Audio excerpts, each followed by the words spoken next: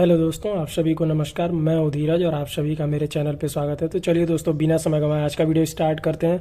आप सभी को बता दूं कि आज का टॉपिक है रसायन विज्ञान। रसायन विज्ञान में दो चीज़ हम आज डिस्कस करेंगे, बहुविकल्पीय प्रश्न और अतिलघुत्तरीय प्रश्न। तो जो बहुविकल्पीय प्रश्न होता है वो 1 नंबर का आता है और जो अतिलघुत्तरीय प्रश्न होता है वो 2 नंबर का आता है। तो चलिए दोस्तों, हम स्टार्ट करते हैं अम्ल, क्षार एवं लवण, जो चैप्टर नंबर 2 है। ठीक है दोस्तों, आज हम इसके बारे में, इसका जो मोस्ट इंपॉर्टेंट क्वेश्चन होगा उसके बारे में हम आज डिस्कस करेंगे। जो 20 अंक का आएगा उस सभी के क्वेश्चन आंसर को हम देखेंगे। तो चलिए दोस्तों, पहला हम देखते हैं। पहला इसमें दोस्तों जो है आपको सामने ये दिख रहा है, क्षारीय विलयन में फेनोल्फथालीन सूचक का रंग होता है। ये 2015 में आ चुका है दोस्तों। इसका लाल होता है रंग, इसको ऐसे ही मौखिक याद कर लेंगे, ज़्यादा इंपॉर्टेंट तो नहीं लग रहा है लेकिन ये ऐसे ही याद कर लेंगे। निम्न में प्रबल क्षार है, ये आ सकता है इस बार, ये इंपॉर्टेंट आप लगा लीजिएगा। जो कि आंसर इसका है KOH। इसका जो आंसर है वो KOH है। ठीक है दोस्तों, निम्नलिखित में दुर्बल अम्ल कौन सा है? इसमें देखेंगे 3rd नंबर में, निम्न में दुर्बल अम्ल कौन सा है? इसमें HCN है। HCN जो होता है वो दुर्बल अम्ल होता है। ठीक है। चौथा देखेंगे एसिटिक अम्ल एक दुर्बल अम्ल है क्योंकि, इसका उत्तर देखेंगे इसमें पानी की मात्रा अधिक होती है, इसके आयनन की मात्रा कम होती है, यह एक कार्बनिक अम्ल है, यह एक अकार्बनिक अम्ल है, इसके आयनन की मात्रा कम होती है। जो एसिटिक एसिड होता है CH3COOH जो होता है एसिटिक एसिड, वो आयनन की मात्रा कम होती है। दोस्तों ये देखेंगे कि 5वां नंबर जो क्वेश्चन है, H2S विलयन का pH मान ज्ञात करिए। ठीक है, अम्लीय विलयन का pH मान है, या फिर H2SO4 के जलीय विलयन का pH मान है। ठीक है, ये देख रहे हैं, इसका आंसर जो है वो 7 से कम होता है। जो 7 से कम होता है उसे हम क्या कहते हैं? अम्लीय कहते हैं या फिर एसिड कहते हैं। ठीक है। 6वां नंबर क्वेश्चन देखेंगे दोस्तों, ये क्षारीय विलयन का pH होता है 6 से अधिक होता है, इसको 7 से अधिक होता है, हमेशा इसको ध्यान रखेंगे दोस्तों। ये इस बार आने की पूरी संभावना है, इसको आप लगा लेंगे ट्रिक। 6 नंबर वाला क्वेश्चन, कोई विलयन लाल लिटमस को नीला कर देता है, इसका pH संभवतः क्या होगा? इसका pH संभवतः 10 होगा। इसको हमेशा अच्छे से याद कर लेंगे। एक विलयन का pH मान 5 है, यह विलयन है अम्लीय। अगर 5 होगा तो वो अम्लीय होगा, क्योंकि 7 से कम है जिसके कारण वो अम्लीय होगा। ठीक है, 5 ये जो है वो 7 से कम है, इसलिए ये अम्लीय होगा। फिर देखेंगे 9वां नंबर क्वेश्चन दोस्तों, 10⁻⁻6 MHCl विलयन का pH मान होगा। ये -6 है जिसके कारण यहाँ पे 6 होगा। इसका एक फॉर्मूला होता है, लॉग माइनस करके उससे हम निकालेंगे इसको और ये तुरंत लग जाएगा, तुरंत ये आंसर इसका आएगा। एक हाइड्रोक्लोरिक अम्ल की शक्ति 10⁻⁹ न्यूटन है, इस विलयन का pH मान है। 2 आंसर है, इसको देख लेंगे, ये आने की कम संभावना है, ये इस बार कम आएगा। लेकिन ये वाला दोस्तों हम याद कर लेंगे, ये वाला एक विलयन का pH मान 5 है, यह विलयन क्या है? ठीक है, यह विलयन अम्लीय है। देखेंगे दूसरा, देखेंगे दोस्तों, हम आपको दिखा रहे हैं 11वां नंबर। ये 11वां नंबर, एक विलयन में हाइड्रोजन आयन का सांद्रण 1 × 10⁻⁷ मोल प्रति लीटर है, विलयन का pH मान क्या होगा? 7 होगा। 7 जो होगा वो अम्लीय होगा। ठीक है। शुद्ध जल का pH मूल्य है, ये मौखिक ऐसे ही याद करेंगे, 7 होता है। शुद्ध जल का pH जो होता है वो 7 होता है। ठीक है, न्यूट्रल होता है। निम्नलिखित में से कौन सा कथन उदासीन घोल के लिए असत्य है? ये आने की संभावना बिल्कुल नहीं है, तो इसको नहीं पढ़ेंगे, इसको नहीं देखेंगे। आइए देखिए 14 नंबर देखते हैं। एक विलयन में हाइड्रोक्साइड आयन का सांद्रण 1 × 10⁻⁻12 मोल प्रति लीटर है, इस विलयन का pH मान होगा। ये भी आने की संभावना कम है, इसलिए इसके आगे देखते हैं।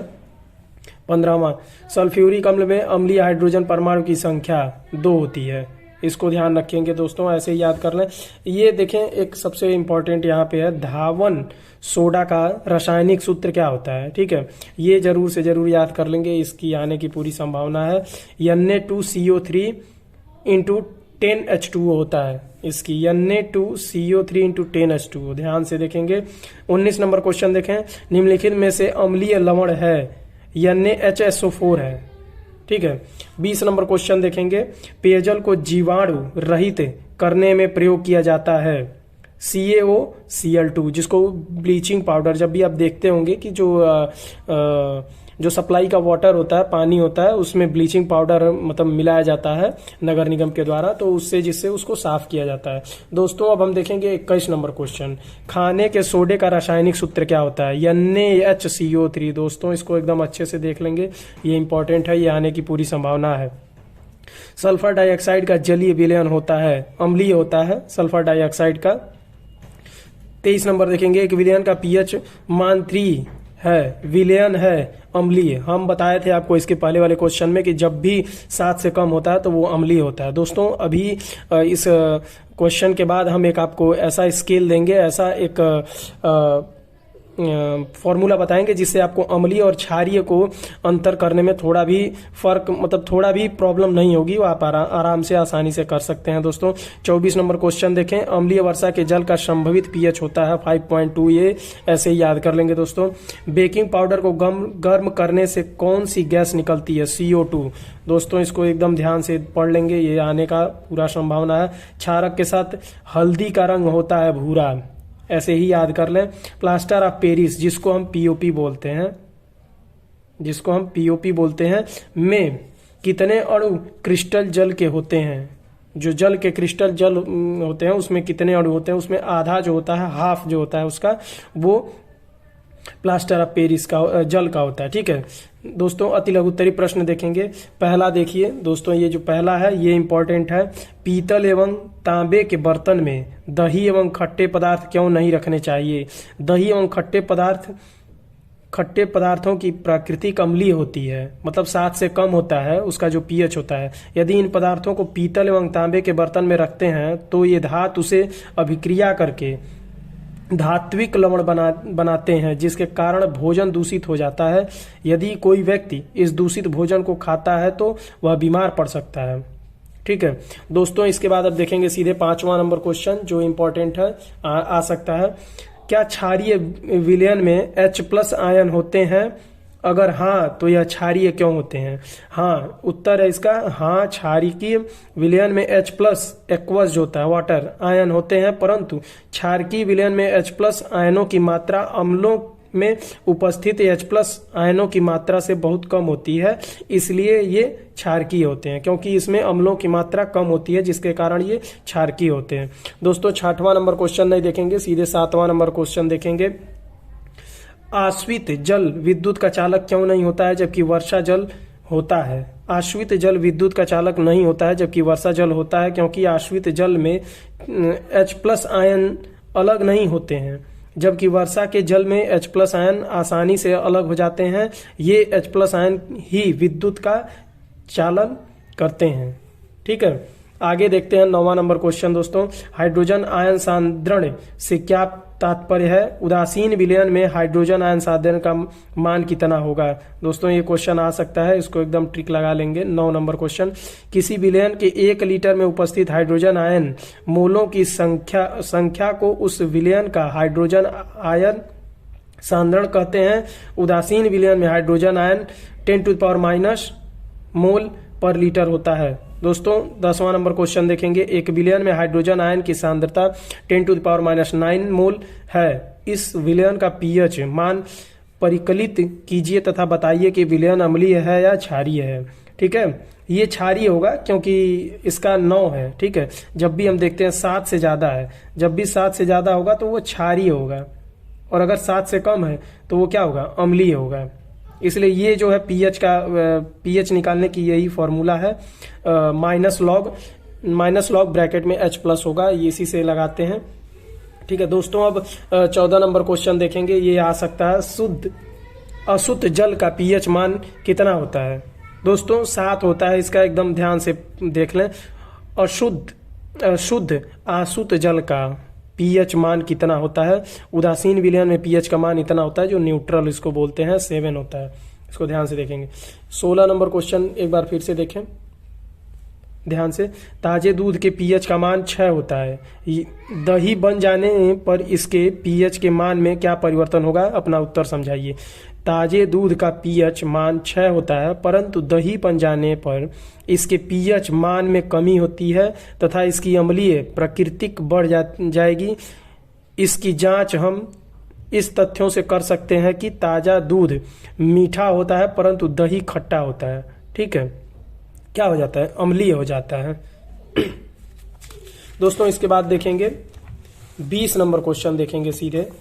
क्या होता है जब बूझा चूना क्लोरीन से अभिक्रिया करता है? दोस्तों इसको ध्यान से देखेंगे। क्या होता है? ब्लीचिंग पाउडर बनाता है। क्या होता है? CaOCl2 ब्लीचिंग पाउडर इसको बोलते हैं। अभी पहले वाले क्वेश्चन में हम कुछ देर पहले हम इसको डिस्कस किए हैं कि ब्लीचिंग पाउडर क्या होता है, उसका फॉर्मूला क्या होता है, CaOCl2 होता है। तो CaOH2 ट्वाइस प्लस Cl इसको वो करेंगे तो इसमें से जो ये हो जाए, ये डिस्प्लेसमेंट हो जाता है यहाँ पे। ठीक है, ये OH2 बाहर चला जाता है और Ca जो है Cl2 से रिएक्शन कर जाता है। ठीक है, क्या होता है? ब्लीचिंग पाउडर को तनु एसिटिक अम्ल के साथ गर्म करते हैं। ये तनु एसिटिक एसिड को जब गर्म करेंगे तो इसमें H2O और क्लोरीन बाहर आता है जो उड़ जाता है। ठीक है, इसके बाद सीधे हम देखेंगे क्वेश्चन नंबर 23।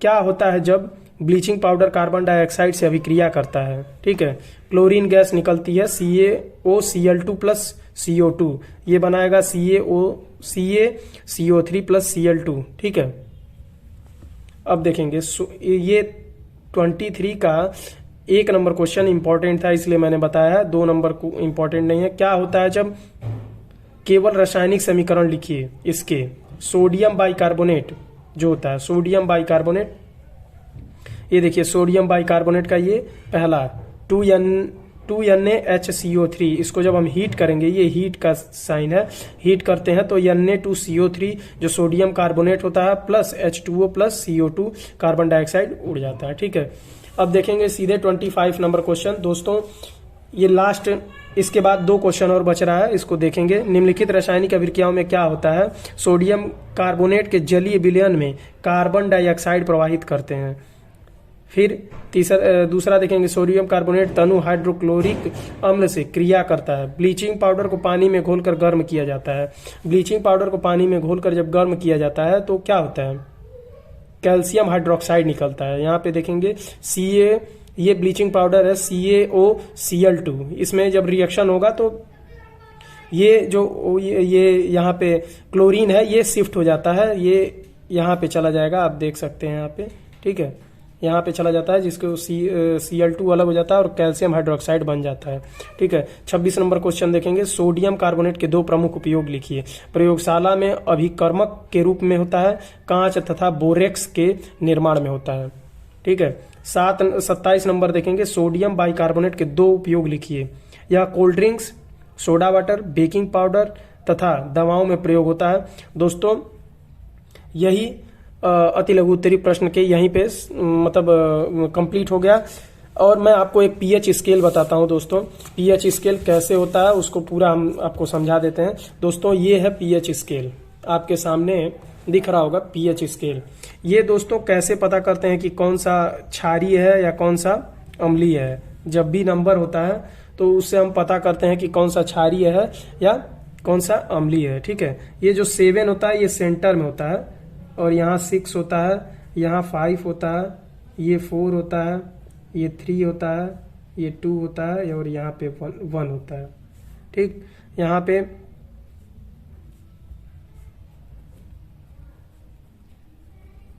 कैसे हम पता करेंगे किसी भी,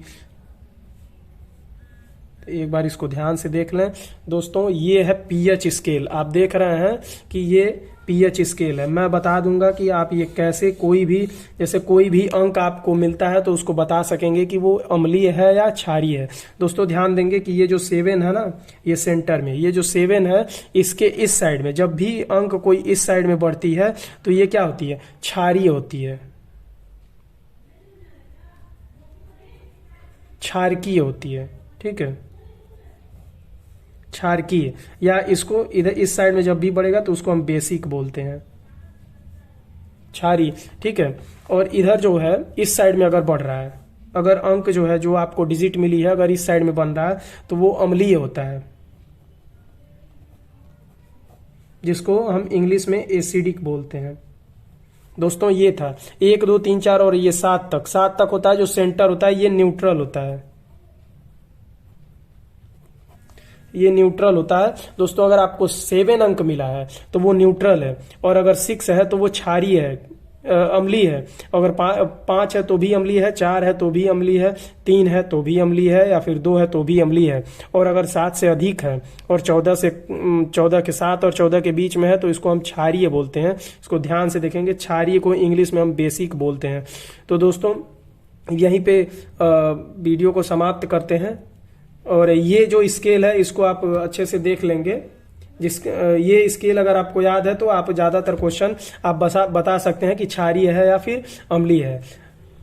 दोस्तों अगर आपको ये टॉपिक अच्छे से समझ में आ गया हो तो प्लीज़ लाइक का बटन दबा दें, और अगर इस चैनल पे आप नए हैं तो प्लीज़ एक सब्सक्राइब कर दें, घंटा भी बजा दें। दोस्तों ऐसी ढेर सारी जानकारियों के बारे में मैं बताता रहूँगा, आप हमारे साथ बने रहिए। Thank you so much guys, thanks for watching and please subscribe my channel दोस्त।